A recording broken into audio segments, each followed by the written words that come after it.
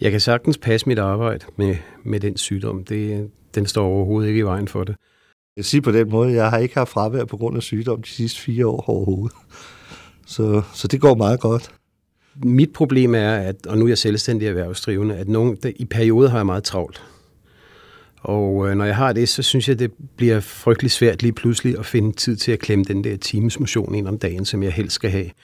Jeg har fortalt dem, at jeg blandt andet har diabetes, og også at jeg skal spise ofte, så hvis jeg er på tjenesterejse, så må de jo så også acceptere, at der er bilag for 4-5 måltider undervejs, småmåltider, så jeg kan få noget at spise. Det er ikke noget, jeg sådan går og fortæller som det første, når jeg taler med folk, men det er ikke noget, jeg har problemer med at sige, eller jeg prøver ikke at skjule, at jeg spiser måske lidt anderledes end andre, eller sådan noget. Problemet kan være, hvis det er, at man står på scenen for eksempel og er på i 2 timer. For mit vedkommende, så kan det godt være lidt af et problem, men så må man jo så prøve at spise lidt før og lidt efter, og lidt i pausen. Der er jo heldigvis også pauser indlagt.